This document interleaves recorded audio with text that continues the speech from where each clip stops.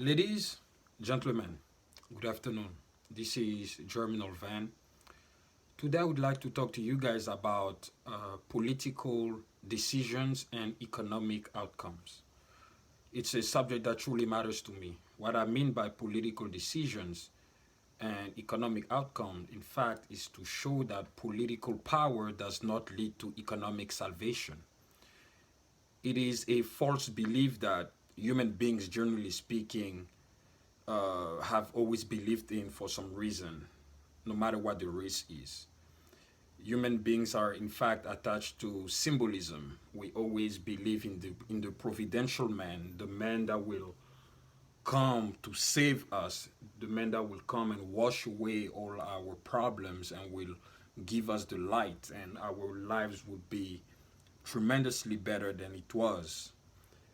But of course, this is a myth.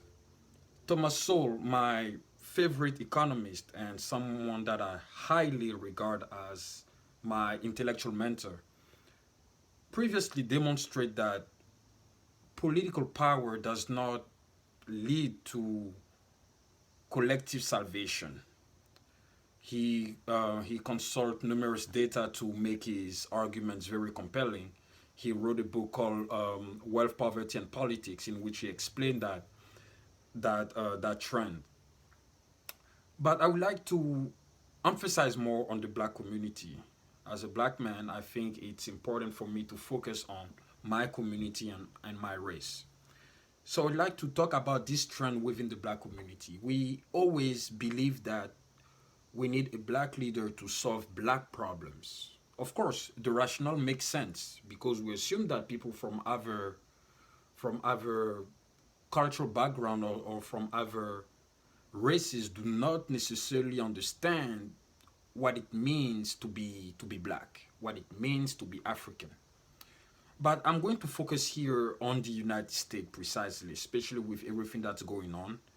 I'm going to focus on the US. I'm going to make an analysis based on logical reasoning, and facts. I've collected some information that I would like to share with you all so that we can put things in perspective and understand exactly what's going on within the black community. So, the undeniable fact is that the African American community is the poorest community of the United States. It has the highest rate of poverty. Interestingly, though, the black community has the highest number of people who hold political power, whether it is at the local, state, or federal level. In fact, according to the Census Bureau, in the early 20th century, there were about six black people that were members of Congress. Today, so I would say 2019, 2020, there are about 52 African American people who are members of Congress. But now we're going to assess if political power, or I would say if a political office held by a black person necessarily alleviate the poverty of black people, generally speaking. So the United States had one black president, Barack Obama, who was president from 2009 to 2017. So under President Obama, let me pull the data here. Under President Obama, poverty among black people was at 22.7%. It peaked all the way to 24.2 in 2011. Then it shrunk to 18% in 2017. Of course, the source is the Bureau of Labor Statistics and the Census Bureau for anyone who wants to check the source. So we see that when President Obama came, although poverty shrunk slightly, it did not alleviate poverty for the majority of African Americans.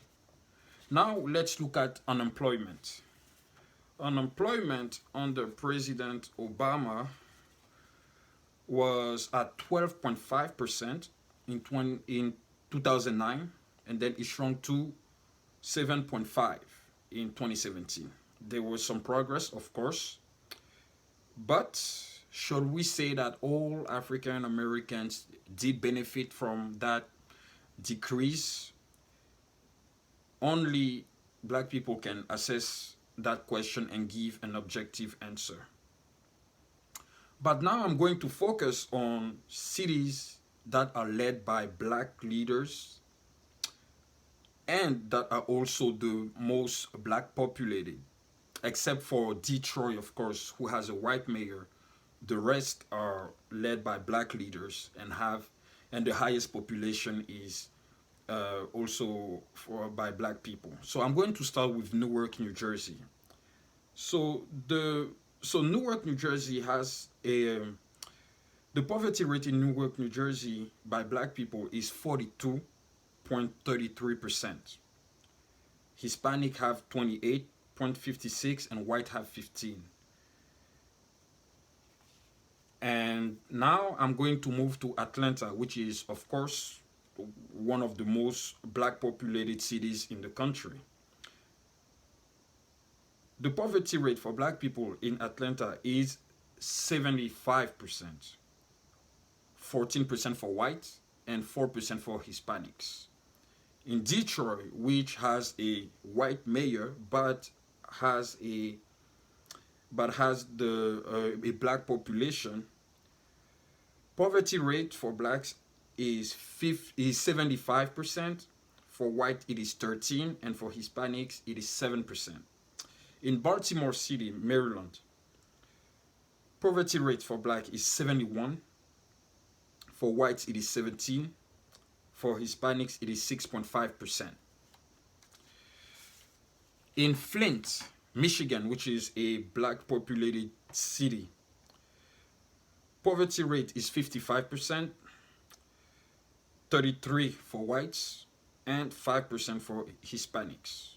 And Washington, D.C., which has a black mayor and a significant black population also, although the majority is white in D.C., the poverty rate for black is 68%, 15% for whites, and 9% for Hispanics. Now I'm going to give you guys the salary of the mayors of these cities that I just mentioned. Newark, New Jersey, the current mayor is Ras Baraka. He earns $130,000 and 721. This is, of course, the salary since 2015, but if you adjust with inflation, it's surely more than that. The current mayor of Atlanta, she's a black woman. So let me come back to Newark. The mayor in Newark is black, Ras Baraka. Now back to Atlanta. The mayor is black. She's a black woman. Her name is Keisha Bottoms. She earns $147,500. The current mayor of Detroit, his name is Mike Duggan. He's a white man. He earns $192,000 and 792. And in Baltimore, the mayor is Catherine. The previous mayor was Catherine Pug. She used to earn $192,222, but now the current mayor, his name is Jack Young, who is a black man. Catherine Pug is also a black woman. They're both from the Democratic Party. His salary was raised to $197,222 per year. The mayor of Flint, Michigan, her name is Karen Weather. Her salary was $91,000. It was raised to $125,000 a year. And the mayor of Washington, D.C., Muriel Bowser, who is a black woman, earns So except for Detroit, Michigan, all the cities that I just mentioned are led or ruled by black people. And these cities have one of the highest rates of poverty, also held by black people. So if political power led to economic salvation, these cities that I mentioned, where black people are the most populated there, would have been the wealthiest too. But it is not the case. So it is clear that there is a rift, or should I say a gap, between political power and economic salvation. When we look at all the communities of the United States, for instance, let's focus on the minority communities. Asian, so when I say Asian, I basically mean Chinese, Japanese, and South Koreans, because Indians are Asians too. So Asians, so Eastern Asian and Indians are the wealthiest among all the minority groups in the US, and they have the tiniest, almost no one holds political office within these communities. Of course, there are like few Asians who hold political power, but we barely know them and they're not much. It's the same for Indians. And these communities are wealthy. Why is that? It's because these communities do not care much about politics. They care about accumulating capital. They care about having economic power because they understand that economic power is what leads to economic stability, the respect of the community, and to political power as well. When we look at the white community, for instance, the Irish and the Italian were the blacks of the white community in America. What I mean by blacks is if we base our assessment on the Eurasian paradigm of social hierarchy, as I explained in my previous video, those at the bottom of the paradigm or of that social hierarchy are called black. So Irish and Italians were the blacks of that community because they were at the bottom. Interestingly, they were the most also involved in politics, to the point that JFK became the first Irish president of the United States. Even when JFK became the first Irish president of the US, the life of Irish people did not significantly improve. In fact, it stagnated. So how did Irish people start to improve their living conditions and their living standard? When they start to withdraw from politics, when they start to focus on creating business, creating employment, having accumulation of capital. The same for Italians. Of course, the Irish population remains significant within the white community in the United States, and of course there are many Irish who are involved in politics up to now, but they took a break for a while, because when you look at the white communities in the US, the wealthiest are the Germans, the British, and the Dutch.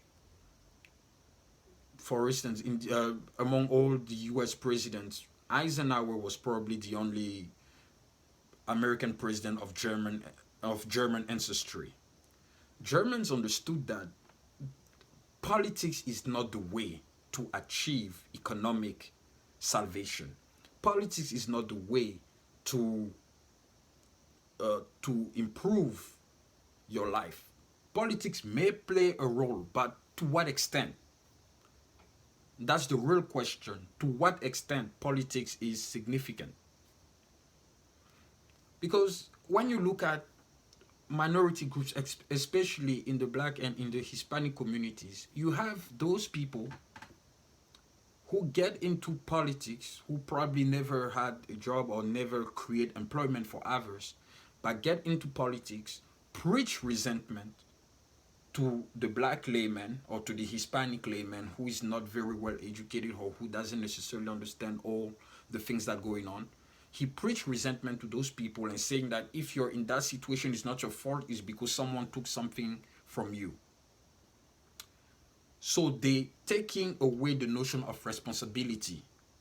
And then they say, if you vote for me, I will wash all your problems away.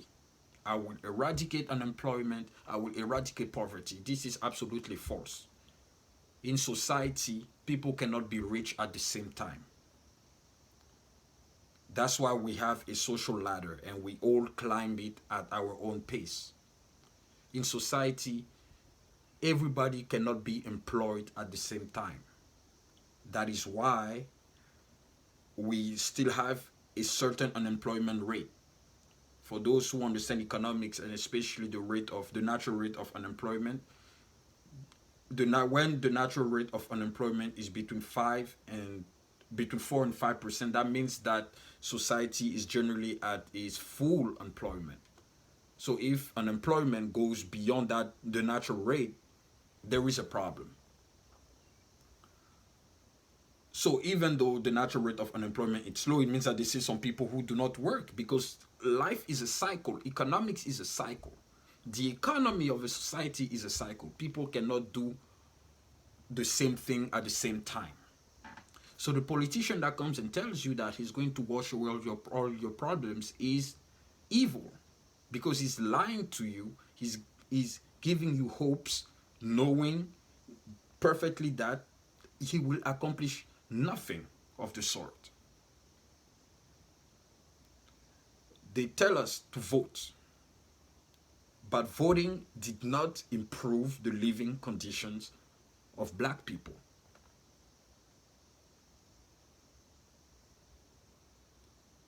These leaders never come and tell young black kids, if you want to escape poverty, all you have to do is to make sure to get a high school degree, is to make sure that you do not have a kid when you're a teenager, get married before having kids, and take any jobs that you can so that you will gain experience and climb the social ladder and become more competitive in the labor market. They do not tell these kids that to focus on disciplines that have marketable skills like STEM, so mathematics, computer science, engineering, etc.